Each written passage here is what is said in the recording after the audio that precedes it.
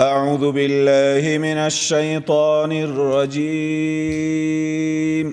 د څلور دیرش ولایتونو مستوفیانو ته د رهبري او مسلکي کېدو روزنیز پروګرام پیل سو. د پیل په خبرو کې د مالیې وزارت د بشري سرچینو رئیس نعیم الدین عمر ګډونوالو ته د شرغلاس او بشري سرچینو ریاست په تړاو د معلوماتو وړاندې کولو ترڅنګ وویل نننۍ برنامه لکه څنګه چې مخکې وارسو تاسو مخکې هم په جریان کې استئ د مستوفیتونو کم نوي کارمندان یا نوي مستوفي صاحبان په اول قدم کې مستوفي صاحبان او نوي مقرر شوي رئیسان دو لپاره یوه برنامه په لار اچول شوې د مالیې وزارت له خوا نه ساختار تشکیل جوړښت د دوی اساسي وظایفو لایحې او دندې دا ورته بیانیږي ګرچند موږ مستوفي صاحبان ډیر وخت نه په مالي امورو کې په دې سختو حالاتو کې خدمت یې کړی پاتې دي په هر څه سر خلاصیږي. ورپسې د عوایدو عمومي رئیس معراج الدین معراج د دې پروګرام د جوړېدو په تړاو وویل ما دیده باشین که د ولایتها در کابل خو یقینا ما برای شما میگیم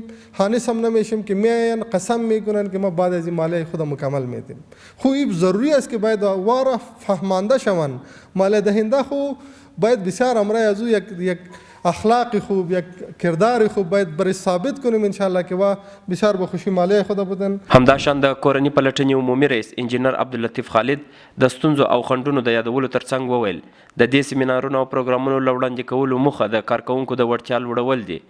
نوي نظام امینو صادقو ژمنو او مسلکي کسانو ته اړتیا لري. له دې کبله اړتیا ده چې خپله وړتیا لوړه کړو او په ښو خدمتونو وړاندې کولو سره د خلکو باور ترلاسه کړو. په پای کې د ولایتونو د عوایدو د انسجام او پراختیا رئیس احمد شاه شاکر وویل چې ډیره اړتیا لیدل کیږي ترڅو د چارو د لا ښه پرمختګ لپاره یو ځای سره راټول سو او د یو بل له تجربو ګټه واخلو. دغه پروګرام دې ته لاره هواروي ترڅو په ټول افغانستان کې یو شان قوانین پلي شي. هیره دې نه وي چې دغه پروګرام به د یوې اونۍ لپاره د لړم له 15مې تر 21مې پورې دوام وکړي.